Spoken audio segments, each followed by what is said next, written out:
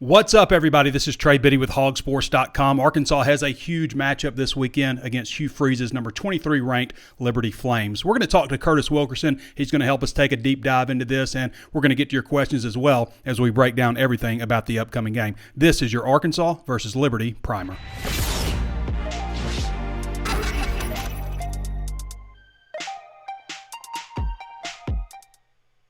I want to remind you, of course, there's plenty of ways to watch and listen. You can always tune in on Facebook Live. Be sure to follow the page if you haven't done so already, like 90,000 other of your peers have done. 90,000 Razorbacks subscribe to our Facebook page. Also, subscribe to our YouTube channel and hit the notifications bell if you want to be alerted anytime we upload new videos. And throw us a like or a thumbs up on both those channels. Share the content with somebody else. You got an old papaw who doesn't know how to use the internet. He doesn't know about YouTube, but he loves the Razorbacks. Show him the show. Maybe he would enjoy it. You never know. Or you got a grandmother, maybe a grandmother. Hey, it doesn't have to be an old person. You got your son. Your son. This is a family-friendly show. Show your son the show. Show your son the show. Also available on Apple Podcasts and anywhere else you can think of to find your favorite podcast. Leave us a 5-star review if you haven't done so already on Apple Podcasts. We would certainly appreciate having that. HawgSports is just $1 for your first month right now at HawgSports.com. I'm excited about this game, if you can't tell. It's going to be an interesting one. I think it's going to tell us a lot about the Razorbacks, even though we're so far deep into the season. It's a number 23 ranked team. Last I checked, they were 13.5 point underdogs. I've seen 14.5 also. But I think it's holding true at about 13.5. Liberty is. For the number 23 ranked team in the country facing an unranked team on the road, I mean, that just tells you what you really need to know. The rankings don't mean a whole lot. If everybody was competing in the SEC, not everybody would have the same record. College football playoffs came out recently. I'm not so sure TCU, Clemson, no disrespect. Michigan, no disrespect. Come play an SEC schedule. Come play in the SEC, and we'll see if you're complaining about playoff rankings. So this game's at 3 o'clock, not a bad time. We've talked to Sam Pittman a few times, I guess, already this week, and he's confirmed what we thought. This is a great time to have visitors up. You can go check out Danny West content on the visitors coming up this weekend. But it's a great kickoff time at 3 o'clock Central Daylight Time, the last Central Daylight Time. We're about to flip over. You can go ahead and move your clock ahead if you want and be like Kramer.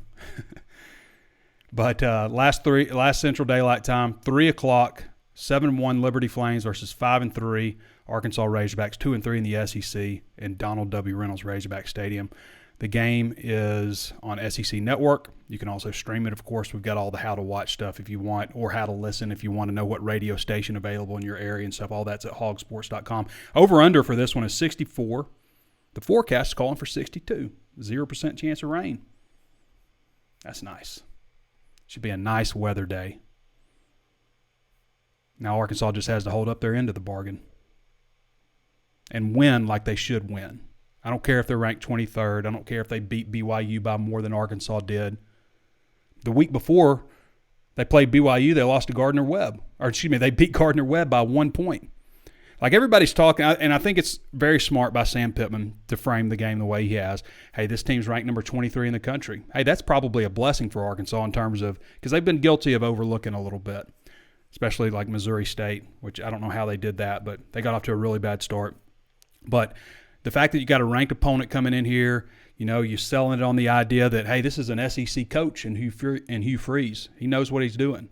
And you sell the score against BYU. And I was watching the BYU game again. I hadn't watched it obviously because they have a bye week last week, but I was watching it again. I forgot that BYU jumped out 14-3 on them, and I guess didn't score again because I didn't get past the first half here when I was rewatching it. But yeah, they didn't score again. So they got a really stout defense. They don't really do it the same way that Hugh Freeze is used to doing things, putting up big offensive numbers. And we'll get to some of that stuff here in a second. But Arkansas, by the way, currently ranked number 6 on this power ranking by David H. Murray with 24/7 Sports, ahead of Mississippi State, who they lost to, ahead of Kentucky, Florida, Missouri, Texas A&M, South Carolina, Auburn, and Vanderbilt. Tennessee number 1 in this power ranking. I think it's hard when you get into the middle of the pack in the SEC to distinguish it. Here's another interesting article. This is basketball, but CBS Sports came out with their top 101 players, and Arkansas has 2 guys in the top 50. Nick Smith, I believe, was 13th, and Anthony Black was 44. That's the only Arkansas guys on there. Now, Nick Smith was just named to the coaches' first team preseason All-SEC squad, one of several lists that he's made. So Smith has been on the Jerry West Award watch list, second team All-American preseason by CBS Sports, 4-team All-American by Blue Ribbon Magazine, National Newcomer of the Year by Blue Ribbon Magazine. Andy Katz has him number 2 on National Impact Freshman. CBS Sports has him number 2 at the same type of list. SEC Freshman of the Year on CBS Sports. SEC Freshman of the Year, Blue Ribbon. First team All-SEC by the media and coaches and by Blue Ribbon Magazine. Obviously, we know 24/7 Sports had him the number 1 ranked player in the entire country.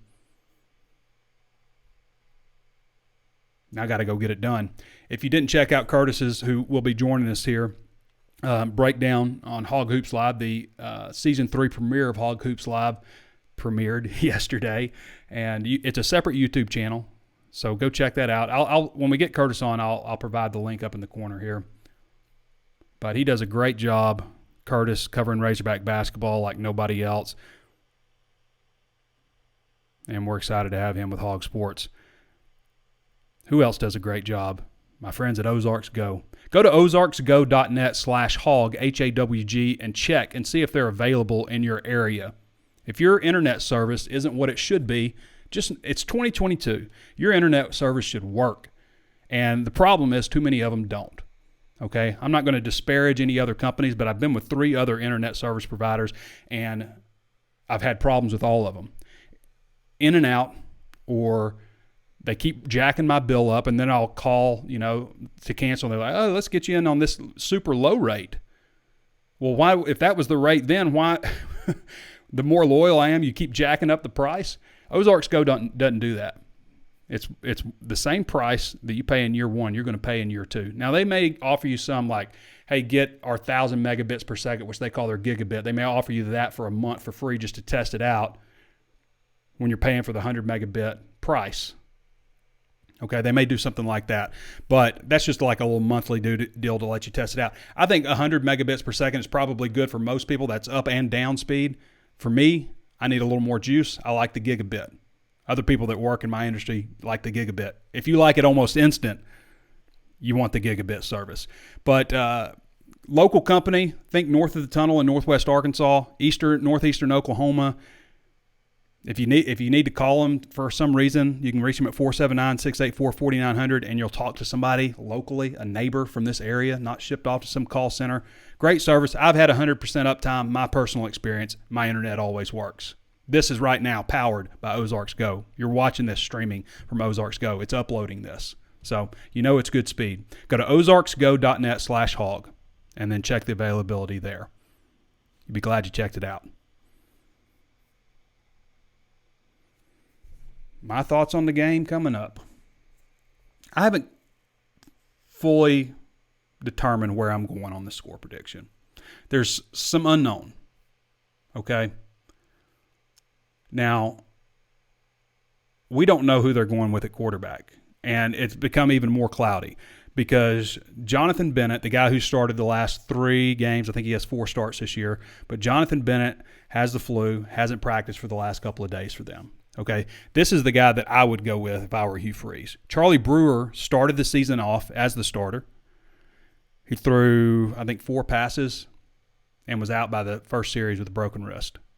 He played a little bit last week. In fact, he came in early, not late, but he came in the first series.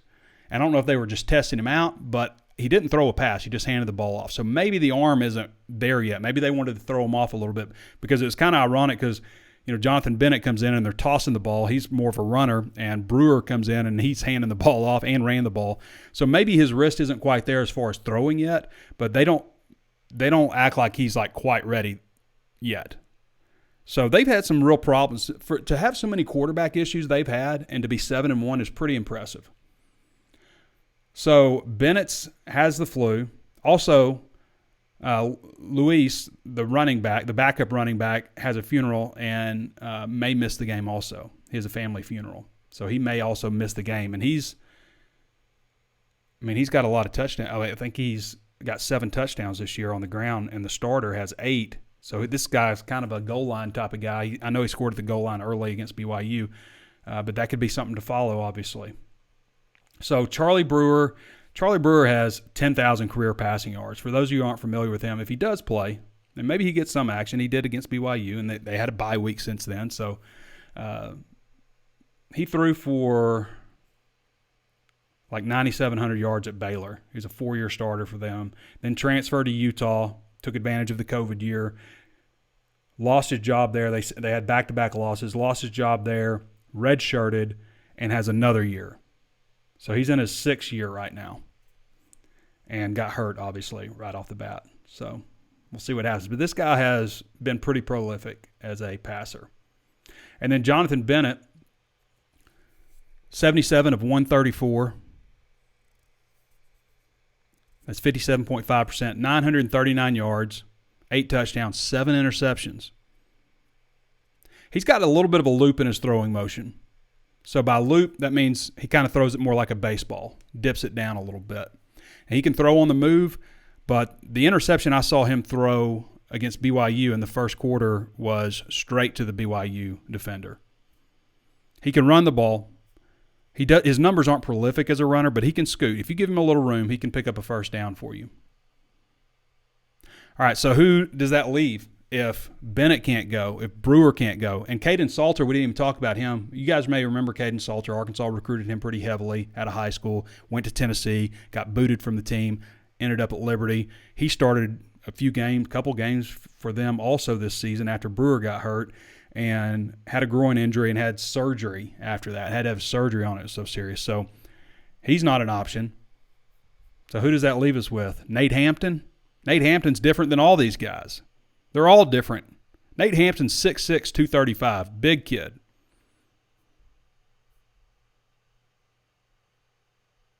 I mean, he's played a little bit, barely this year. Just a little bit. Local guy. All these quarterbacks like him and Bennett, both those guys are the guys that signed with Liberty. You know, it's kind of the same schools in the mix for them. App State, Coastal Carolina, good programs, but you know, nobody on the FBS level was recruiting them. I mean, personnel-wise, they've got some skill guys. I think the difference for Arkansas is going to be the lines, where you have just a lot of difference in size. Day Hunter, 120 carries for 821 yards as starting back, 8 touchdowns. I like this guy. He's only 5'10", 190, but he really has some good vision. He sees the hole. They run a lot of like power, wham plays, things like that. And this guy is very patient, sees the hole very well. He didn't do much when he was at Hawaii. He transferred in last year, but he's having a breakout year, 120 carries, 821 yards, as I mentioned. Luis, 79 for 333 and 7 touchdowns, as I mentioned, but he hasn't played. And nobody else really at running back has any significant number of carries past that. So Luis may not play. Luis, L-O-U-I-S. Luis or Luis? I'm not sure. But Day Hunter's the main guy there. Receiving, Demario Douglas. This guy's super shifty, smaller guy, maybe 5'8", but somebody people talk about as having next-level potential. 42 catches, 615 yards, 5 touchdowns. They throw a lot of short stuff to him, and he's a make-you-miss type of guy. Really elusive. I like this Noah Frith guy, 15 for 305. He hasn't had a touchdown, but they throw a lot of deep passes to him. They throw a lot of back shoulder stuff. He had a pass that he caught early in the BYU game that was called back. They had a couple of linemen downfield penalties against him in the RPO game. But he can really go get it. A couple of good receivers. He only has 15 catches, but he's averaged 20.3 yards per catch. No touchdown, which is interesting because he's the bigger guy. He's like 6'4".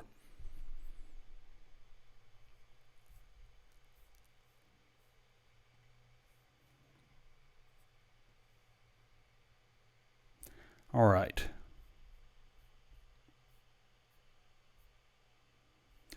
Yeah, Liberty's a hard team to get a hold of. Hard team to figure out. Quarterback situation they got going on. I mean, the way they've played this year, like to spank BYU the way they did. I mean, Arkansas beat BYU handily. It wasn't, I mean, in the second half, they dominated them like they're supposed to. But Liberty really crushed them. Now, Liberty played them at home. But the week before, Liberty had a game in Lynchburg at home against Gardner-Webb, and they won 21-20. Turnovers were equal. Wasn't some like, I mean, I think they both had 3 turnovers, so a lot of turnovers in that one. But I just think it's interesting they point to that one. And I like how Sam Pittman is also, kind of pointing to the team, because you hear the players saying this in the interviews. You hear them saying, they're a 2-point conversion away from beating Wake Forest and being undefeated. They're also a 4 overtime win if it had gone the other way in the opener against Southern Miss from losing that game. But they don't talk about that one. They don't talk about the Gardner-Webb game. They're presenting it properly. So hopefully Arkansas gets up. Arkansas has not played a complete game yet. And a big reason for that is because they had such slow starts all season. They have had slow starts on offense. They have not played a complete game yet. They've not been home since since October 1st, and now it's November 5th, this game. So you're looking at almost 5 weeks in between home games, which is ridiculous. I think it's going to be a great crowd. The weather's nice. It's a good kickoff time at 3 o'clock. That's the sweet spot to me. A lot to like about the way this game shapes up, I think.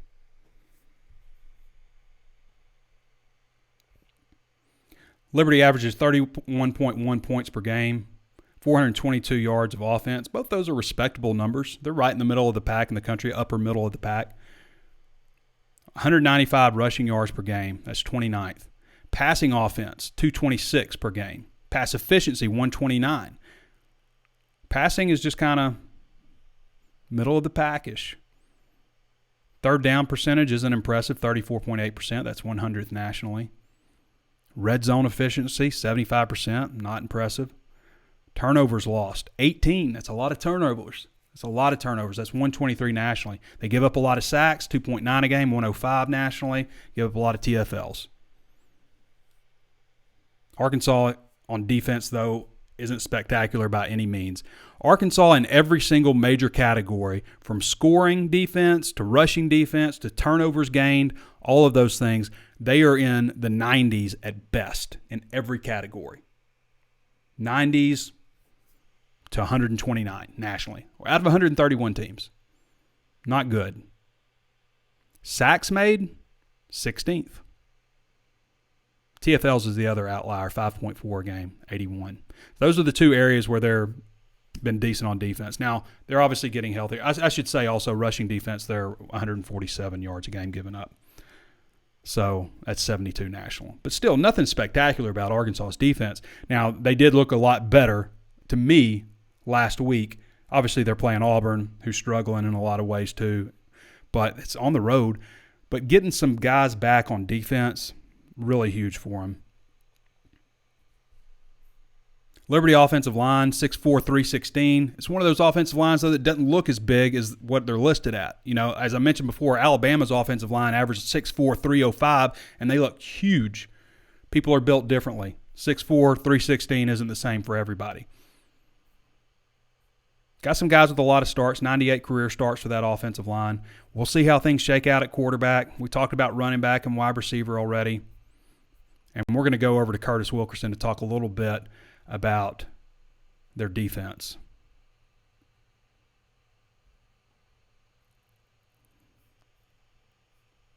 I think I've covered everything I wanted to cover.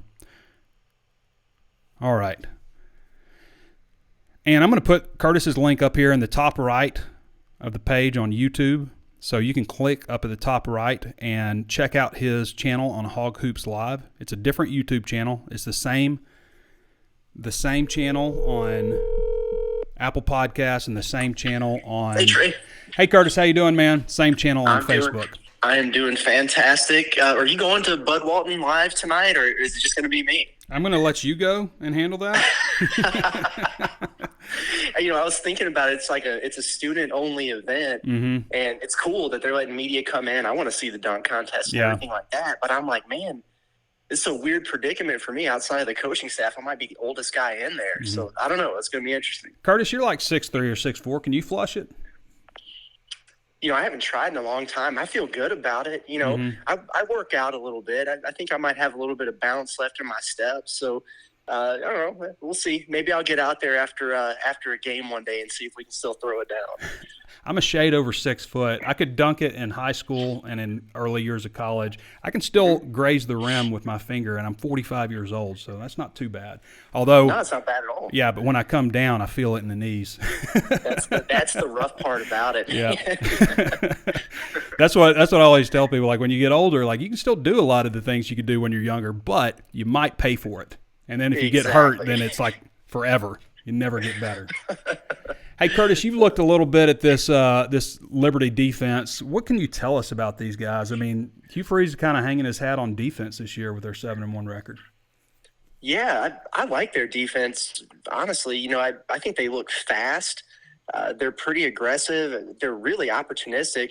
I mean, obviously they're undersized compared to, SEC teams and some of the other teams Arkansas is seeing on their schedule, but they're pretty good. They forced 18 turnovers this season. That's 7th in the country. 11 of those have come via interception. They're 8th in the country in sacks. They're 4th in tackles for loss. So that's all impressive given, you have to take it, in terms of the schedule that they played and things like that. But that's a lot of production there. I just think maybe at the end of the day, they haven't seen the type of size and talent and athleticism that Arkansas will have. You mentioned earlier that the biggest difference will probably come in the trenches, and I tend to agree with that. But they've got some nice players, a safety and Robert Rahimi. He's got 4 interceptions on the season, kind of a ball hawk for him back there. I really like Darrell Johnson. He's 6'3", 245-pound guy that comes off the edge for him. He's got a ton of sacks and tackles for loss. He can move really well. And I really like both their linebackers, Mike Smith and Ahmad Walker. They kind of rack up the tackles and do a lot of damage for them in terms of stopping the run. So, yeah, I mean, they've got some nice pieces. It's kind of a playmaking defense, and it'll be a challenge for Arkansas. But again, I just think that this is a different level probably than anything the Flames have seen this season. Curtis Wilkerson joining us. You can follow him at Kurt Wilkerson _. He's the HawgSports senior analyst. And I mentioned your Hog Hoops Live show premiered yesterday, and I put a link on YouTube.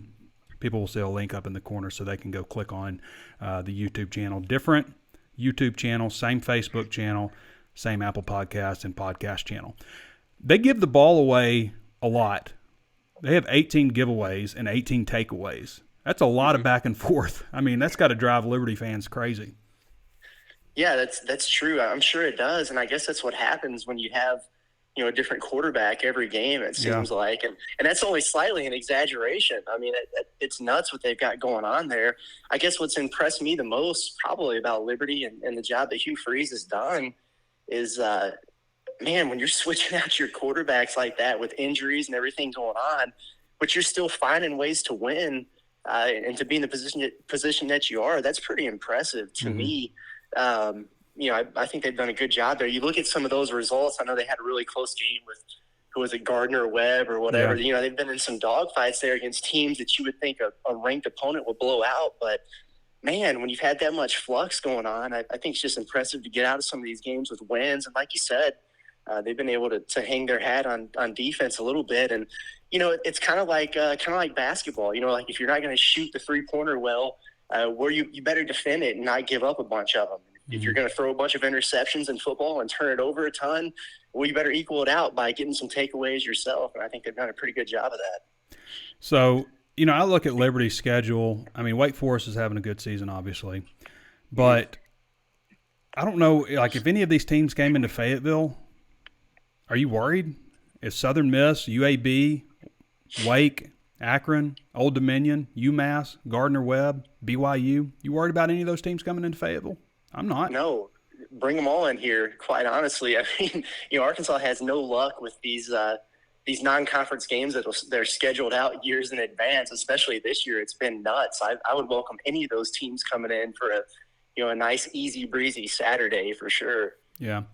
So we always do keys to victory, 5 burning questions.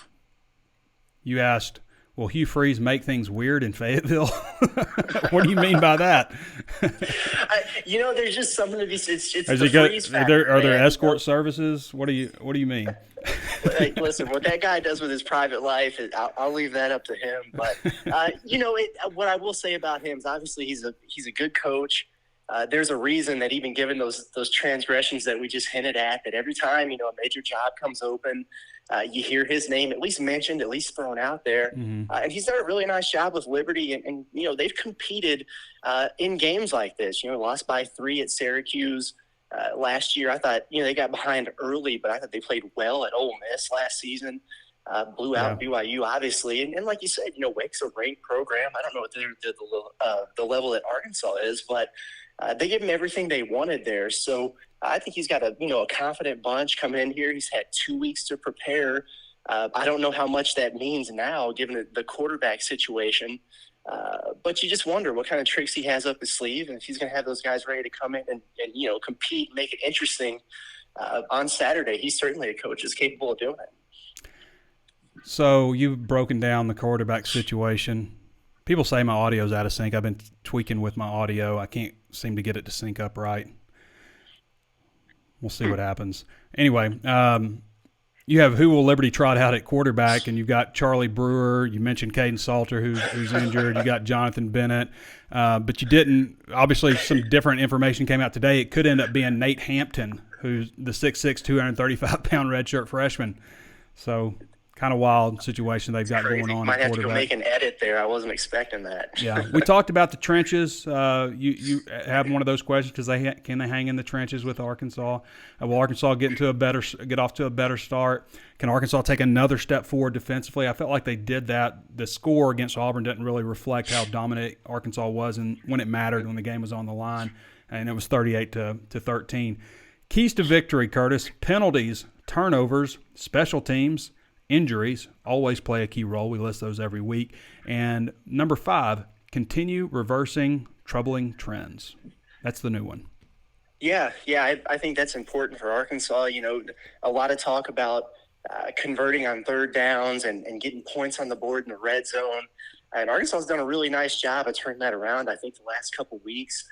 I saw Danny put out a tweet about their third down conversions the last couple weeks, almost 69% of those. That's really good. And you take a look at it now in the national rankings, they've really climbed up there. They're at an even 50%. They're top 15 in the country. But it's interesting because Liberty, defensively, they're number 14 in the country when it comes to limiting opponents on third down. So it's kind of an interesting matchup there. The red zone, I know that was driving everybody crazy. Arkansas's racking up all these yards, turn into points. And I think they've been a lot better about that the last couple of weeks, 13 out of 14 in these 2 games. And if I remember correctly, the only one that they didn't score on was that weird KJ dove on his head, and then Malik came in at the goal line there against BYU. So been doing a pretty good job of turning those into points. And, again, Liberty, you have to take into account the schedule, but they've been good against teams when they get into their red zone. I think about 76% of a scoring percentage there, and that's really good. But a lot of those wind up being field goals. I think out of 23 tries, 14 of them only have been touchdowns. So, when teams get into your red zone, you can limit them to 3. That's almost a victory. So it's going to be an interesting part of the matchup there, and I think it's 2 areas that Arkansas has progressed in. And, obviously against a team like Liberty, who's really good in those areas, you want to continue to take a step forward. All right, Curtis. Should we be concerned about this basketball team? Nah. I'm not concerned about him.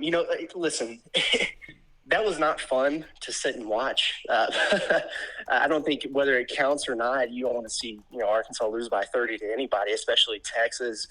I think it went about like I expected it to go in the first half. I thought they'd be a little bit taken back, those young guards, especially against the just the physicality, the veteran mindset that Texas plays with. We saw that with the turnovers, some of the struggles on the glass. I think the main thing that surprised me about it was that the wheels just fell off in the second half. But, if you've listened to Eric Musselman, he's kind of said throughout the preseason that he's looking for consistency. guys to play to their talent level on a daily basis, have more competitive stamina. And those are all buzzwords to me that suggest, that he sees the talent in the room. He's seen flashes of how good they could be, but it's just part of the process and getting them to do it and buy into it every single day. Well, now they got the wake-up call. They know if they don't bring it, that this is a potential thing that could happen. I imagine they don't want it to happen again. I imagine practice has not been fun this week. So I have a feeling we're going to see a better product come Monday. And yeah, they're going to be fine this season. All right, Curtis. Appreciate you, brother. I'll Always. see you on Saturday, man. Sounds good. Looking forward to it. Enjoy your time with the students tonight. I can't wait. All right, brother. Talk to you later. We'll see you. All right, everybody. That's Kurt Wilkerson. Again, follow Kurt Wilkerson at @KurtWilkerson_ on Twitter, and he is the HawgSports senior analyst, does a ton of coverage for Razorback football, basketball, baseball, even helps with recruiting from time to time. But he is our primary basketball guy and just does a home run job. We're super happy to have Curtis Wilkerson with us. All right. At the end of the show, for you on Facebook, we're going to get this audio issue fixed, okay? I'm going to go from +1, -1, all those kinds of things, and I'm going to let you guys interact with me. When I wrap the show up, I'll come back on at the end, and we'll get this figured out once and for all, because I keep going back and forth on stuff, how many milliseconds one way or the other, and it's driving me a little crazy. And I test it out, and then I go on Facebook Live, and it's out of sync. So driving me crazy. So if you don't mind, anybody who wants to help me out, stick with me at the end of the show, and we'll get it figured out. I'll tell you what is not a problem, though, and that's Ozarks Go. Ozarks Go has not given me any issues at all. Been very pleased with their internet service. Go to ozarksgo.net/hawg, HAWG, and find out if Ozarks Go is available in your area, north of the tunnel in northwest Arkansas, northeast Oklahoma. If you get an Ozarks electric bill, you're probably going to get access. And you can also drop a note in there and say, hey, we'd love to have you in our area, because they're continuing to expand. So let them know where to go next if you don't have them. If you like 100% uptime, if you don't want to unplug and replug your internet, get in an argument with your kids over why the internet isn't working. I don't know. Daddy, why isn't my phone working? I don't know. I can't figure it out. Let me call somebody. Waiting on hold, get shipped off to a call center or something like that. Not Ozarks Go. First of all, you're not going to have to ever call them. But if you have to move or something like that, or you need to change something, then you can reach them at 479-684-4900 and talk to one of your neighbors around here. They offer 100 megabits per second up and down. That's pretty dang fast. That's a lot faster than anything you were getting 10 years ago. And they also offer 1,000 megabits per second, which is lightning fast. That's up and down. If you upload a lot of content, the 1,000 megabit per second is the way to go. This show right now powered by Ozarks Go internet. Doesn't have anything to do with the sync thing. That's Facebook, who keeps giving us problems. Oh, Don Eldred says it's better now. Steve Miller says it's a little off. Sounds good. Okay. All right, let's get to some questions. Before we do that, I want to remind you one more time, plenty of ways to watch and listen. You can always tune in on Facebook Live. Follow the page if you haven't done so already. Also available on YouTube. Subscribe to the channel and hit the notifications bell so you're alerted anytime we upload new videos. Throw us a like or a thumbs up on both those platforms. Interact with the video. Leave comments. Let other people know what you think of the show. And also available on Apple Podcasts. Throw us that 5-star review. Love to have a 5-star review from you, if you don't mind taking a moment to do that. Also available on Spotify, Stitcher, Google Podcasts, anywhere else you think of. Find your favorite podcast. HawgSports is just $1 for your first month at HAWGsports.com. Part of the 24/7 Sports Network. James Carpenter says, Hugh Freeze says he's down to his 4th-string quarterback gamemanship. I think that we're going to see Jonathan Bennett at the end of the day. I think that's who trots out there first. What's the flu? Is it the real flu? Or is it flu-like symptoms? People say flu, they could mean a stomach bug. They could mean the real flu. If it's a real flu, maybe that's something different. But what kind of flu are we talking about here? Because people say flu for a lot of stuff. What's up with Trey Sanders? What's up, Trey? Sanders going to rush for 150 yards Saturday. Possible. They got a good defense. But I could see Sanders likes to pop one off every game. So if he pops off a long run, then 150 is certainly attainable. Leading the SEC in rushing right now. Colton Smith says, hey, Trey, I know you don't like calling players out, but I don't know why Simeon Blair is still starting at safety. He actually played a little better last game, but he's had some struggles. No question. I know he's a captain, but there's a point where he's hurting the team badly. Got to do what's best for the team. Landon Montgomery says, Trey, should we be worried about Liberty? They look salty. Yes, you should be. This isn't a pushover game. Arkansas, if they come out and play the way they should, they execute, like they haven't all year, by the way. They have not played a complete game. They've played some really strong second halves. They haven't played a complete game. If they do that, I think they'll crush Liberty. I think they'll crush them. Curtis didn't tell his score, but it's like 44-24. He thinks they're going to crush them. Now, a lot of things can happen, though. Arkansas hasn't gotten off to a strong start. You have a bunch of penalties, turnovers, slow start. Look what happened against Missouri State. They go down 17-0 against Liberty. That could be a real problem against this team. They can throw the ball. Even with any of those quarterbacks, they've got some quality wide receivers. They can run the ball. Day-Day Hunter's a really good back. Like, I think he could play in this conference. Douglas, too, I think, at wide receiver. Landon Montgomery says, Trey, can we really beat LSU and Ole Miss? I thought they were wins to begin the season, not so sure now. The thing that I thought with LSU is as you get further down, and Ole Miss too, the reason it's a bad spot on the schedule, because as you get farther down the schedule, LSU, with their new coaching staff, you know, with a bunch of transfers and stuff, they figure things out. They get a little more cohesive as long as they don't implode early in the season, which people thought they did against Florida State, but they bounced back, didn't they? And they're starting to come together, obviously, and playing really well. Ole Miss, kind of a similar situation. They brought in like 17 transfers in the offseason.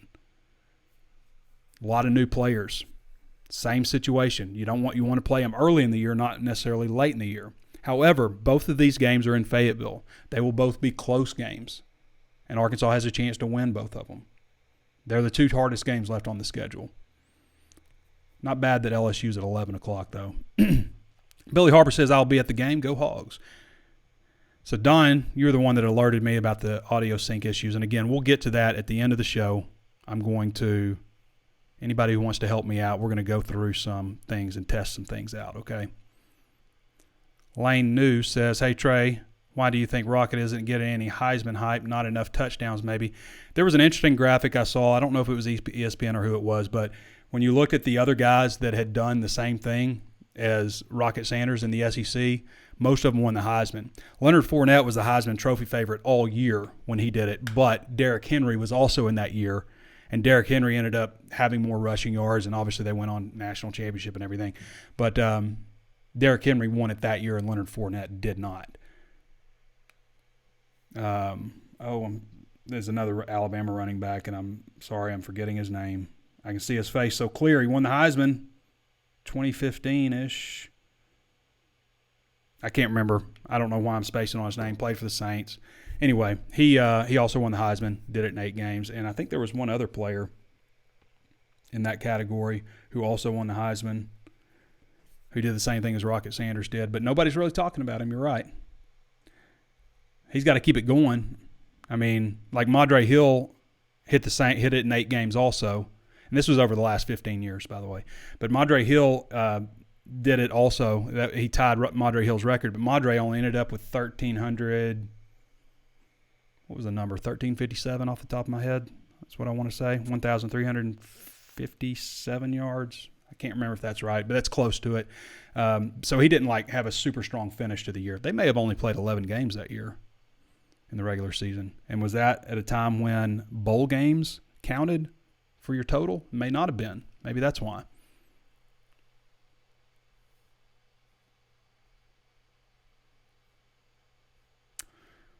Okay.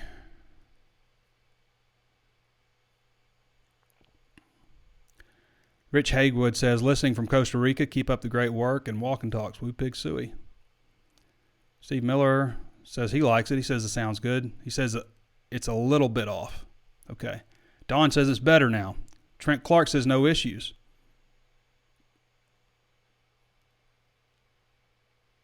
Okay, maybe off a little bit. Rocket for 150 plus. Mark Ingram. Yep. Thanks, Steve. Mark Ingram is the name. That's it. All right. Did we want to touch on anything else?